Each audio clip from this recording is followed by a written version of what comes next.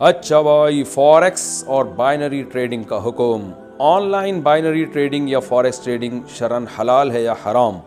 अब्दुल रहीम साहब 4 सदा से पूछते हैं। देखिए, ऑनलाइन ट्रेडिंग में एक उसूल याद रखें कि सोने और चांदी और करेंसी की जो ख़रीदो फ़रोख्त है, इसके लिए ज़रूरी है कि पहली बात तो ये कि कब्ज़े के बग़ैर आगे आप कोई भी चीज़ नहीं बेच सकते, सिवाय ज़मीनों के, प्लॉटों के। वो मिल्कियत में आ जाना काफ़ी है, कब्ज़ा उस पर ज़रूरी नहीं है। लेकिन जो यानी मनकूली अशियाएँ, एक ऐसी अशिया जो उसको एक जगह से दूसरी जगह मुंतकिल किया जा सकता है, प्लॉट को तो नहीं किया जा सकता ना। तो जितनी भी अशिया जो एक जगह से दूसरी जगह ट्रांसफ़र हो सकती हैं, तो उनके बारे में सही हदीस मौजूद है, सही हदीस और सरी हदीस मौजूद है कि जब तक उन चीज़ों पे कब्ज़ा नहीं हो जाता, फ़िज़िकली आपका कब्ज़ा या आपके वकील का कब्ज़ा नहीं हो जाता, आप उसको आगे फ़रोख्त नहीं कर सकते।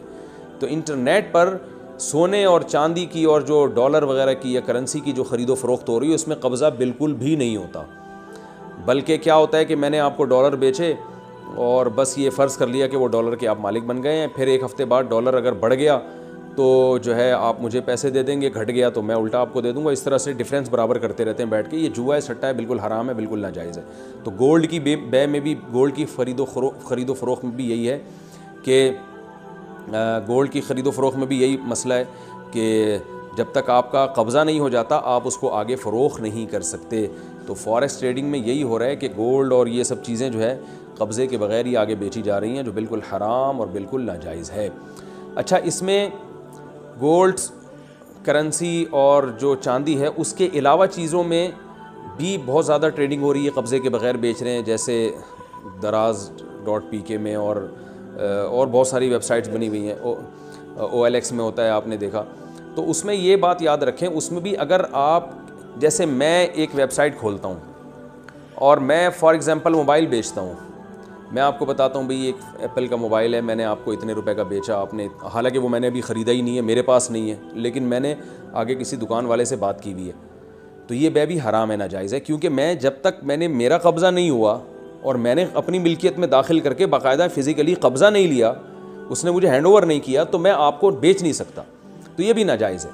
इसको जायज़ करने का तरीक़ा ये है कि आप कस्टमर को बेचें नहीं, बल्कि उससे बुकिंग कर लें कि भाई ये मोबाइल है, ये मैं इतने का दूंगा आपको। आपने कहा ठीक है, मैं इतने का लूँगा। ये नहीं कि मैंने इतने का आपसे ही मोबाइल ले लिया, भाई मैं आपसे ही मोबाइल इतने का लूँगा, तो मैं कहता हूँ ठीक है, मैं आपको कहीं से भी ला के दे दूँगा, या ये बताने की ज़रूरत भी नहीं, कहीं से भी ला के दे दूँगा, बस ये मोबाइल मैं आपको इतने का दूँगा। यानी सौदा नहीं हो रहा, सौदे की बुकिंग हो रही है, बेचा नहीं जा रहा, बेचने का वादा किया जा रहा है कि मैं आपको इतने का दे दूँगा। तो ये फिर जायज़ है। फिर आपने मुझसे एक चीज़ ख़रीदी कि भाई ये मोबाइल हमने आपसे 1 लाख का ख़रीदा, ये नहीं, हम आपसे 1 लाख का ख़रीद रहे हैं, ख़रीदा नहीं बल्कि ख़रीद रहे हैं, आप हमें कहीं से ला के दे दें। तो मैं मार्केट से जाके वो पकड़ता हूँ और मैं आपको जब डिलीवर करता हूँ, तो उस वक्त फिर ये ख़रीदो फ़रोख्त का अमल हो रहा होता है।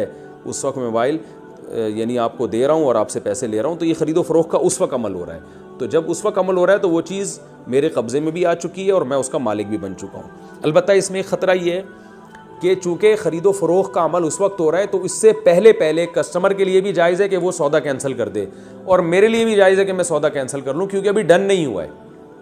वो अलग बात है कि वादा खिलाफ़ी करना गैर अखलाकी हरकत है, बुरी हरकत है, लेकिन आप बहरहाल 100% इसके पाबंद नहीं है कि आप अब लाजमी ख़रीदेंगे ही, क्योंकि अभी ख़रीदा नहीं, आपकी मिल्कियत में नहीं आया। और इससे पहले अगर हलाक हो जाती है वो चीज़ हैंड ओवर करने से पहले, तो मेरा नुकसान होगा।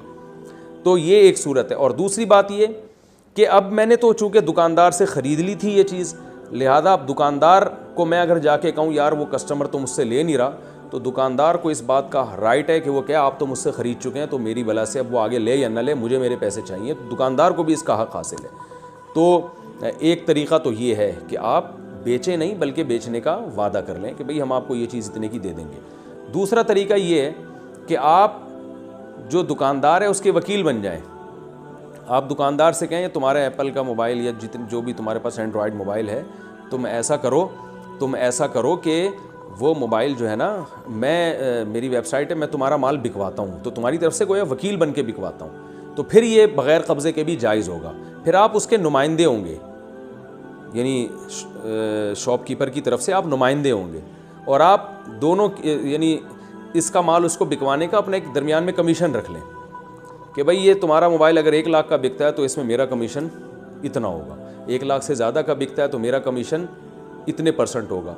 ये भी ठीक है, ये भी ठीक है कि भाई जितने का भी बिकेगा तो 1 लाख तुम्हारे होंगे, उससे ऊपर जितने का बिका वो मेरे होंगे। ये मकरूह है, नापसंदीदा है इस तरीके से कमीशन लेना, लेकिन बहरहाल गुंजाइश इसकी भी है।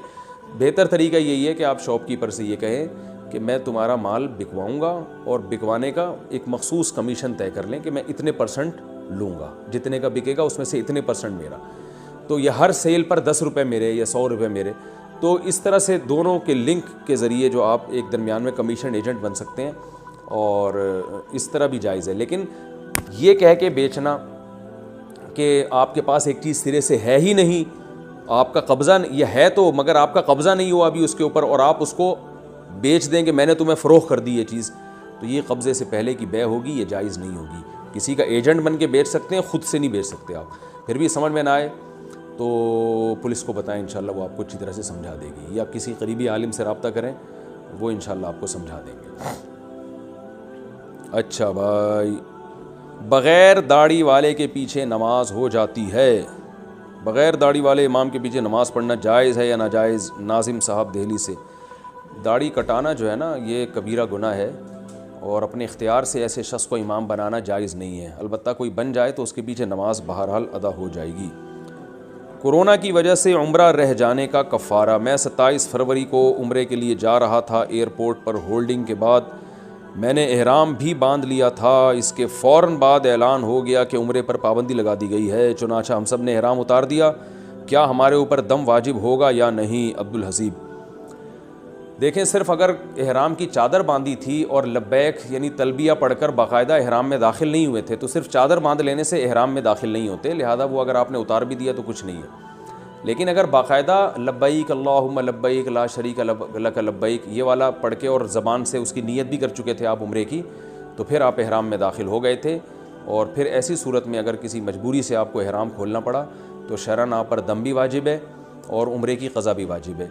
दम का तरीक़ा ये है कि आप किसी को फ़ोन कर दें कि भाई मिना में आपकी तरफ से एक जानवर ज़बह कर दें, और फिर जब मौका मिले आप दोबारा उम्रा कर लें क़ज़ा की नीयत से।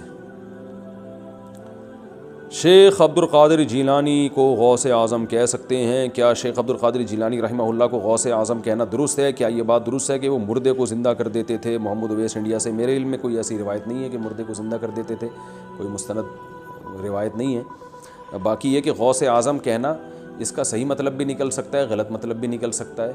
तो जो गौसे आज़म कह रहा है उस पर शिर्क का फतवा लगाना तो दुरुस्त नहीं है, जब तक कि उससे इसका मफ़हूम नहीं पूछा जाएगा कि तुम्हारी मुराद क्या है इससे। लेकिन इतनी बात है कि इस ज़माने में जब उनको लोग उनसे मददें भी मांग रहे हैं, हाजतें भी मांग रहे हैं और शिर्क भी कर रहे हैं, तो ऐसा लफ्ज़ इस्तेमाल करना जिससे शिर्क की तायीद होती हो, वो बहरहाल जायज़ नहीं होगा। तो कम से कम इस ज़माने में ये लफ्ज़ उनके लिए इस्तेमाल करना जायज़ नहीं है, क्योंकि इससे इस लफ्ज़ में शिर्क की बू बहरहाल मौजूद है और ये शिर्क का ज़रिया बहरहाल बन सकता है। तो फिर भी मैं ये नहीं कह रहा कि जो गौसे आज़म उनको कहता है वो काफिर है, मुशरिक है, क्योंकि शरीयत में हमें हर लफ्ज़ को और हर कहने वाले के बारे में हुक्म यह है कि उसका अच्छे से अच्छा मतलब तलाश करो, गलत मतलब पे ना लेके जाओ उसको। लेकिन बहरहाल अगर कोई इस्तेमाल करता है तो इस ज़माने में उसको हम रोकेंगे कि यह लफ्ज़ इस्तेमाल ना करे, क्योंकि इससे शिर्क की बहरहाल तायीद होती है, शिर्क फैलती है।